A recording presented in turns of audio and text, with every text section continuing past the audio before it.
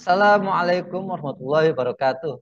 Alhamdulillahirabbil alamin wa bihi nasta'inu ala umuri dunya waddin. Assalatu wassalamu ala asyrafil anbiya wal mursalin sayyidina Muhammadin wa ala alihi wa sahbihi ajmain amma ba'du. Pemirsa Khilafah News yang dirahmati oleh Allah, jumpa lagi dengan program favorit kita yakni Kabar Petang. Hari ini tanggal Sabtu 24 September 2022 kita akan membahas tema-tema terkini dengan narasumber yang kompeten dan terpercaya. Pemirsa, pembentukan Dewan Keamanan Nasional dalam rancangan Perpres dinilai tidak tepat dan salah secara hukum. Rancangan Perpres DKN adalah jalan pintas yang tidak baik usai RUU Kamnas gagal disahkan karena ditolak oleh masyarakat dan DPR dulu. Begitu kata Ketua Umum Yayasan Lembaga Bantuan Hukum Indonesia, Muhammad Isnur kepada wartawan pada hari Selasa 20 September 2022.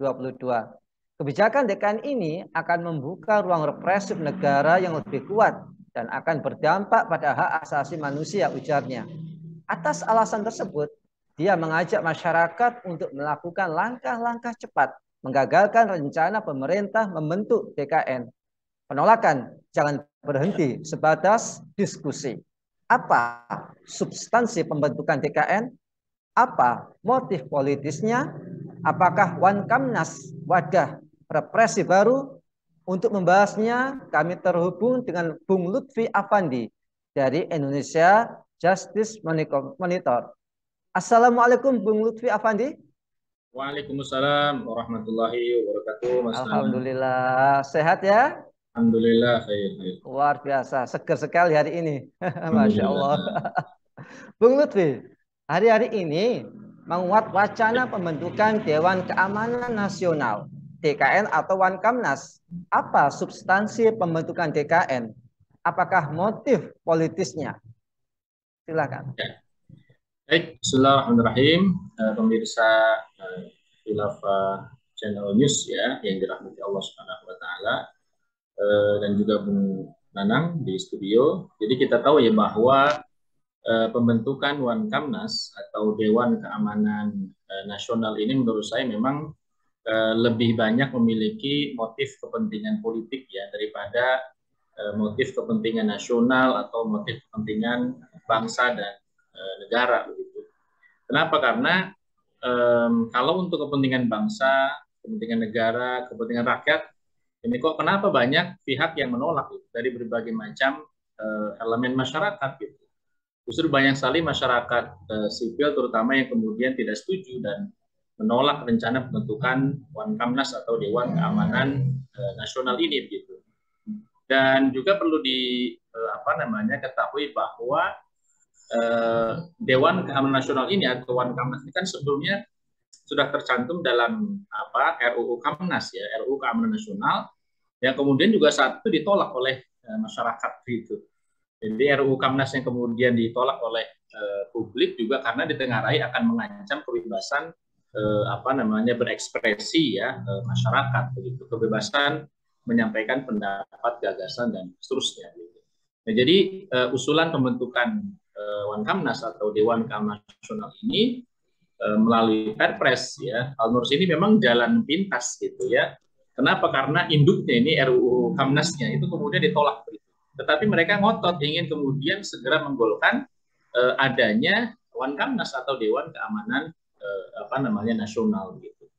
Nah, jadi itu yang pertama. Yang kedua, kalau ada pertanyaan apa sebenarnya motif politiknya gitu ya. Kalau saya sebut tadi di awal bahwa ini lebih kental motif kepentingan politik daripada kepentingan nasional. Yang jelas ini adalah untuk dalam rangka menjaga ya dan kemudian menjamin keberlangsungan rezim ya dan kemudian oligarki yang ada saat ini paling tidak menjelang atau paling tidak sampai kemudian di 2024 atau siapapun nanti yang kemudian berkuasa kelak ya yang tentu dalam kontrol oligarki tentu. Nah, sebagai gambaran ya, kalau kita lihat saat ini, itu banyak saat ini kepala daerah sebagai contoh ya, sebagai gambaran buat kita, gitu ya. Betapa situasi ini kemudian dikhawatirkan oleh pihak-pihak tertentu, gitu. Menjelang 2024 ini kan banyak kepala daerah yang berakhir masa jabatannya. Ini paling tidak kan ada 1 atau 2 tahun ke depan, gitu. Nah, sementara kemudian mereka belum dulu untuk kemudian melakukan pemilihan sampai kemudian nanti pemilu serentak di 2024. Dan karena itu kemudian kan Kementerian Dalam Negeri itu menunjuk PLT pelaksana tugas gubernur, bupati, wali kota yang kemudian pada saat ini itu habis masa jabatannya.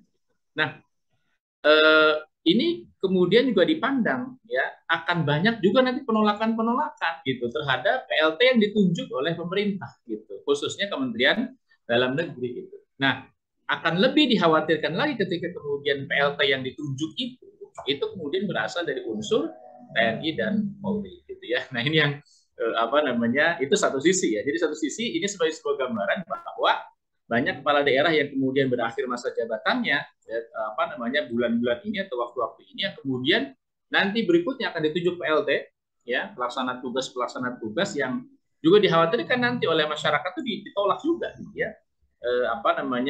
Karena selama ini kan mereka memilih pemimpinnya sendiri, nah tiba-tiba kemudian pemerintah menunjuk PLT kira-kira begitu. Nah, yang lebih dikhawatirkan lagi ketika kemudian ada unsur TNI Polri yang kemudian ditempatkan menjadi PLT. Itu yang pertama gitu ya. Juga sebagai gambaran yang lain ya, kita tahu saat ini misalnya pemerintah itu dengan berbagai macam kebijakannya itu dinilai oleh banyak pihak itu yang tidak pro rakyat. Nah, terutama misalnya kasus terakhir ya, yakni ketika pemerintah menaikkan harga BBM ya gitu ya. Itu kemudian kan saat ini ditolak luar biasa gitu. Nah, sementara kalau kita lihat gitu ya, tahun-tahun ini adalah tahun-tahun politik gitu ya, ketika kemudian sekian banyak calon itu ya menjajakan diri mereka, kira-kira begitu. Nah, tentu situasi dan kondisi ini ya itu kemudian dikhawatirkan oleh berbagai macam pihak ketika kemudian kebijakan pemerintah yang dinilai zalim, tidak pro rakyat ditolak oleh publik, oleh masyarakat sedemikian rupa gitu. Belum lagi kasus-kasus tertentu di Papua misalnya ya, masyarakat digerakkan untuk mendukung gubernur yang sudah tersangka kasus korupsi dan seterusnya. Jadi banyak persoalan ya yang kemudian muncul di masyarakat yang itu menyangkut tentang pertahanan dan yang akan berdampak tentunya kepada keamanan ya, pertahanan keamanan bangsa Indonesia. Nah, jadi itu beberapa hal yang kemudian lebih mendorong lagi pemerintah untuk segera menggolkan ini. Karena sejatinya ini kan agenda lama yang tercantum dalam RUU Kamnas yang sesegera mungkin harus mereka wujudkan, harus diwujudkan gitu. Ya, untuk apa? Lagi-lagi untuk menjaga kepentingan elit politik ya menjelang 2024 atau kemudian siapapun nanti ya yang kemudian tentu dikawal oleh oligarki tadi. Nah, pertanyaan berikutnya adalah kenapa perlu dibentuk DKN atau Wankamnas ya, Dewan Keamanan Nasional, padahal sementara saat ini kan sudah ada ya lembaga-lembaga negara yang memang punya tugas itu gitu. Seperti misalnya dikoordinir oleh Menko Polhukam yang kemudian membawahi Kementerian Pertahanan ya, Menteri Pertahanan, lalu kemudian TNI, Polri misalnya gitu. Dan tentu ini menjadi pertanyaan gitu. Kenapa perlu dibentuk Wankamnas sementara sudah ada elemen itu gitu loh ya. Artinya mesti ada sesuatu. Nah, apa sesuatu itu? Perlu diketahui bahwa dalam proses pro justisia, artinya proses penegakan hukum yang adil berdasarkan undang-undang begitu yang misalnya nanti diberlakukan kepada masyarakat sipil ya. Dalam proses yang harus dijalankan itu kan harus ada ruang-ruang untuk melakukan pembelaan masyarakat itu gitu. Ya, misalnya ada pra peradilan atau kemudian administrasi yang bisa digugat di pengadilan misalnya gitu ya. Tetapi kalau dengan pendekatan intelijen, pendekatan stabilisasi informasi, stabilitas nasional dan seterusnya yang diusung ya nanti oleh Dewan Keamanan Nasional atau Wankamnas ini, nah ini sulit untuk bisa dipertanggungjawabkan. Gitu. Kasusnya mungkin seperti Densus 88 ya, dalam kasus terorisme. Publik bisa melihat gitu dengan aja Densus 88 itu orang bisa bisa melakukan tindakan ya, walaupun orang tersebut bisa jadi belum melakukan tindakan kira-kira. Nah, berapa banyak kasus misalnya dalam yang disebut ya sebagai extrajudicial killing ya, misalnya oleh Densus 88 terhadap orang yang baru diduga melakukan tindak terorisme gitu, kira-kira begitu. Nah, Saya khawatir dalam konteks keamanan nasional, ya kasus ini akan berulang, dan tentu ini yang sangat kita khawatirkan. Demikian, Mas. Ya. Nah, Bung Lutfi, apakah upaya pembentukan DKN ini bukan hanya tidak urgen, tetapi juga memunculkan permasalahan baru dan juga serius? Ya, ya betul. Ini tentu memang sangat tidak perlu gitu. Kalau bahasa anak-anak sekarang itu anfaedah gitu. Sama sekali tidak punya urgensi dan sama sekali nggak punya faidah gitu. Di tengah kondisi masyarakat yang sebenarnya mereka lebih membutuhkan apa? Lebih membutuhkan kebutuhan mereka terjamin, lebih membutuhkan harga-harga murah, lebih membutuhkan jaminan kesehatan bagi mereka. Itu yang mereka lebih butuhkan gitu loh. Ini kemudian pemerintah mendirikan atau membentuk lembaga yang sebenarnya buat masyarakat tuh nggak perlu sama sekali gitu. Apa buat masyarakat tuh apa? Ya apa kepentingannya buat publik, buat masyarakat tuh apa keuntungan buat mereka? Apakah ketika tidak dibentuk Kamnas itu masyarakat jadi kelaparan? Apakah ketika kemudian tidak dibentuk Kamnas itu masyarakat jadi menderita? Gitu. Kan tidak. Gitu. Justru malah diduga sebaliknya gitu loh. Dengan adanya Kamnas ini malah ketakutan masyarakat tuh bertambah-tambah. Gitu. Nah, saya lihat permasalahannya ada berapa?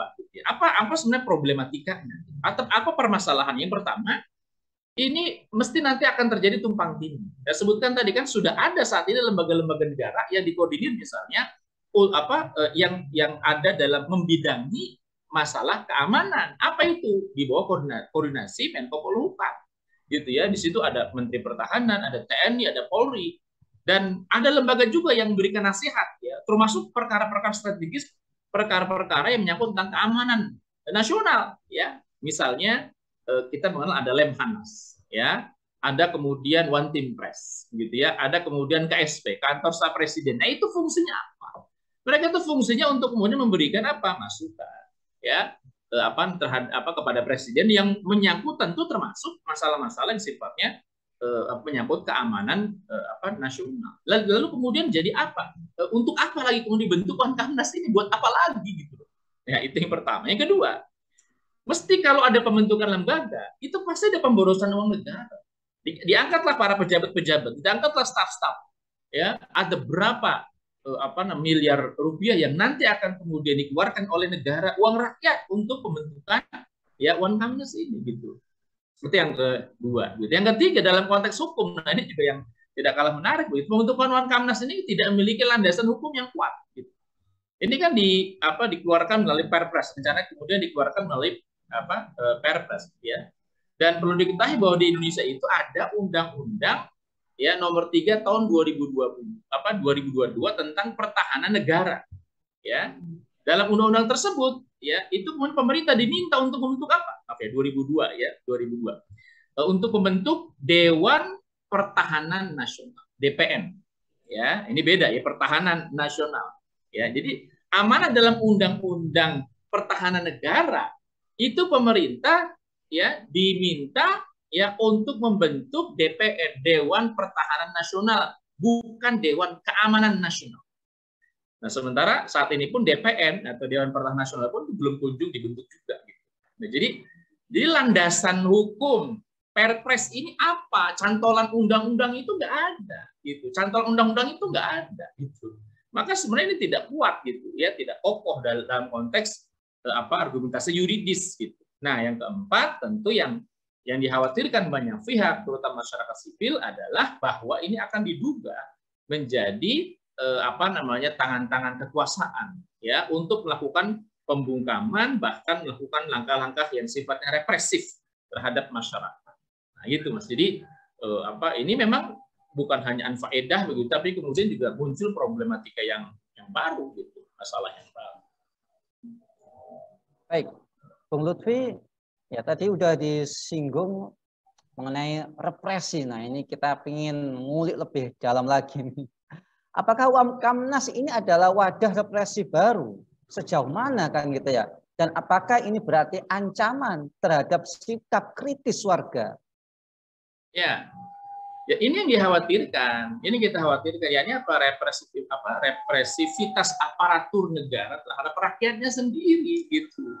Yang kritis ya dengan alasan apa? Dengan alasan kepentingan nasional, dengan dalih keamanan nasional. Gitu.